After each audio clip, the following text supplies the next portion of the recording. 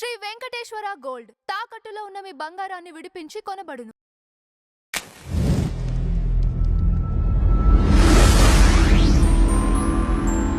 Sir నమస్కారం. శ్రీమాత్రే నమః. సార్ ఇప్పుడు ఎక్కువగా హైదరాబాద్లో చూసినట్లయితే ప్రభుత్వం మారిన తర్వాత హైడ్రా అని కొన్ని వాటి వల్ల భయభ్రాంతులకి గురైన తర్వాత అవునండి. రియల్ ఎస్టేట్ అంతగా లేదు అనేది అవును, చెప్తున్నమాట. అంటే అపార్ట్మెంట్స్ కొనాలంటే భయపడుతున్నారు జనాలు. అంటే ఎక్కడా కూడా అంత త్వరగా కొనట్లేదు, చాలా ఎన్నో యూనిట్స్ కూడా ఖాళీగా ఉన్నాయి అని అవును వింటున్నాము. అవునండి. ఇప్పుడు మార్కెట్ ఎవరికి అనుకూలంగా ఉంది సార్? అంటే కొనేవారికి అనుకూలంగా ఉందా, లేకపోతే అమ్మేవారికి అనుకూలంగా ఉందా, లేకపోతే పెట్టుబడులకి ఇది మంచి టైమే అంటారా? ఫస్ట్ ఆఫ్ ఆల్ ఏంటంటే మనకి రియల్ ఎస్టేట్ ఎప్పటికీ ఇలాగే ఉండిపోద్ది అనడానికి లేదండి. ఖచ్చితంగా పెరుగుతుంది రియల్ ఎస్టేట్. అందులో నన్ను అడిగితే this is the right time. ఎందుకంటే ఇప్పుడు స్ట్రక్ అయి ఉంది. ఎవరు కూడా ఇప్పుడు కూడా వెంటనే పెరుగుతుంటేనే కొంటారు. మనీ పెట్టి అది అస్సలు కదలకుండా ఉంటే కొనడానికి ఇష్టపడరు. కానీ ఇప్పుడు కొనాలి. ఎందుకంటే ఇది ఒక స్లోగా తర్వాత మనకి అంటే మనం సర్వసాధారణంగా గోల్డ్ మీద వీటి మీద ఇన్వెస్ట్మెంట్ చేస్తూ ఉంటాం. ఎందుకంటే గోల్డ్ అయితే ఇమీడియట్లీ క్యాష్ అవుతుందని. ల్యాండ్ ఇమీడియట్లీ క్యాష్ అవ్వదు. It takes time. అమ్మాలనుకుంటే పార్టీ రావాలి, కొనాలి, రకరకాలు ఉంటాయి. గోల్డ్ అనుకోండి వెంటనే ఏ షాప్కి వెళ్ళినా మీరు ఇచ్చేస్తే మనీ ఇచ్చేస్తాడు. అందుకని ఎక్కువ మంది గోల్డ్ మీద ఎక్కువ ఇన్వెస్ట్మెంట్ చేసుకోవడానికి చూస్తారు. కాకపోతే మనకి శాస్త్రాలు ఏం చెప్పాయంటే 3-4 రకాలుగా నువ్వు ఇన్వెస్ట్మెంట్ చేయాలని చెప్తుంది.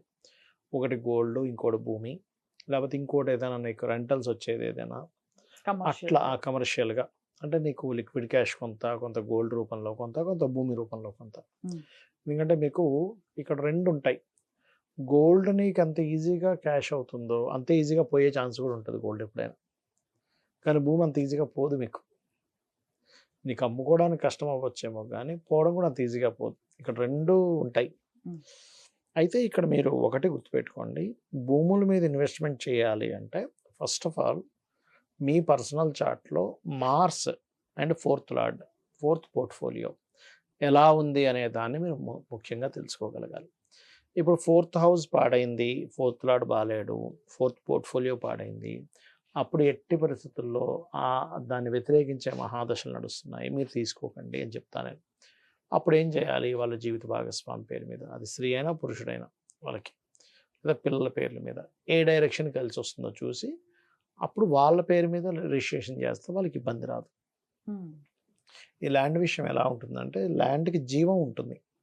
మీరు ఏదైనా విత్తనం వేయండి, ల్యాండ్లో మొలకెత్తుతుంది, ఎనర్జీ ఎక్కువగా ఉంటుంది. అందుకే భూదానం ఇస్తుంటారు చూసారు ఎవరికైనా. భూదానం చాలా గొప్ప దానం. దానం తీసుకునే వాళ్ళు కొంతమంది పురోహితులు తీసుకుంటూ ఉంటారు. వాళ్ళు దానికోసం ఎంతో జపం చేయాలి, గాయత్రి చేయాలి, లేకపోతే ఆ భూదాన ఫలితం దాని ప్రభావం ఎక్కువ ఉంటుంది వీళ్ళ మీద. అందుకని భూమి కొనుగోలు చేసేటప్పుడు కూడా ఈ జాగ్రత్తలు ఖచ్చితంగా చేయాలి. మరి భూమి కాదండి, అపార్ట్మెంట్ తీసుకుంటున్నాము, అపార్ట్మెంట్ మీద, ఎందుకంటే ఇవాళ రేపు అపార్ట్మెంట్స్ సేల్ అవుతూ ఉన్నాయి. పాపం ఎక్కువ కట్టేసి వాళ్ళు ఇబ్బంది పడుతూ ఉన్నారు, ఎందుకంటే ఈ హైడ్రా మూలకంగా. బట్ ఇక్కడ ఏంటి, మార్స్ పాడయ్యాడు బట్ వీనస్ బాగున్నాడు. మీ ఆప్షన్ అపార్ట్మెంట్లోకి వెళ్ళడం మంచిది, ఇంకా ల్యాండ్ తీసుకోకుండా. లేదా ల్యాండ్ తీసుకుంటున్నామంటే ఆల్రెడీ కట్టున్న ఇల్లు, ఇండివిజువలైజ్ హౌస్ అయినా కూడా ఖాళీ స్థలం తీసుకొని అంతే పెట్టుకొని మీకు మార్స్ పాడయ్యాడు, 4th హౌస్ పాడైనప్పుడు ఏమవుతుందంటే ఆ ల్యాండ్ కబ్జా అవ్వడము, లేకపోతే ఆ ల్యాండ్ తీసుకున్నప్పటి నుంచి వీళ్ళకి డౌన్ఫాల్ స్టార్ట్ అయ్యి ఆ ల్యాండ్ అమ్మేయాల్సిన పరిస్థితి వస్తూ ఉంటుంది. ఇది పర్సనల్ చార్ట్లో ఉండే కాంబినేషన్. బట్ యాజ్ పర్ మీరు ఆలోచిస్తే కనుక మీరు దేన్నైనా క్రియేట్ చేయగలరు. ఇప్పుడు కారు ఉంది, క్రియేట్ అవుతుంది, లేకపోతే గోల్డ్, ఇంకా వేరే రకరకాల కారణాల చేత మీరు తీయొచ్చు భూమిలో నుంచి. కానీ ల్యాండ్ ఏదైతే ఉందో మీరు క్రియేట్ చేయలేరు. ఒక్కసారి ఆక్యుపై అయిపోయిందంటే ఇంక అయిపోయింది, ఇంక కొత్తగా మీరు క్రియేట్ చేయలేరు ల్యాండ్ని. కాబట్టి ల్యాండ్ ఎప్పటికైనా ల్యాండే. కాకపోతే ఈ యొక్క పారామీటర్స్ మీరు చూడాలి. ఇవి చూడకుండా మీరు కనుక అడుగు పెట్టినట్లయితే ల్యాండ్లో మీకు లాభం రాకపోగా ఇబ్బందులు పాలవుతారు. ఇదే దీంట్లో మరలా మీరు 12th house and 8th house అని ఉంటాయి ప్రతి జాతకానికి. ఇప్పుడు తండ్రి ఆస్తి ఈజ్ 12th హౌస్, తాతగారు ఆస్తి is 8th house.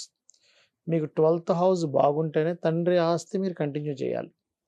12th house పాడైంది, ఇప్పుడు తండ్రితో కలిసి ఉన్నంత కాలం వేరు, తండ్రి గతించిన తర్వాత కొంతమంది ఏం చేస్తారు, అదే ఇంట్లో ఉంటారు.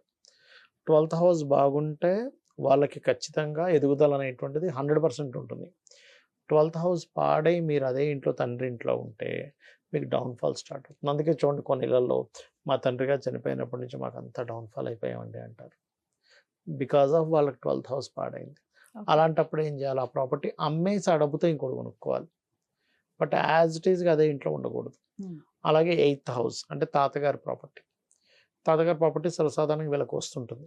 మీకు ఒక పొలం ఉంది, ఒక గృహం ఉంది. మీకు 8th హౌస్ చాలా బాగుంది. తాతగారి ప్రాపర్టీలో ఉంటేనే వీళ్ళకి గ్రోత్ చాలా అద్భుతంగా ఉంటుంది. ఓకే.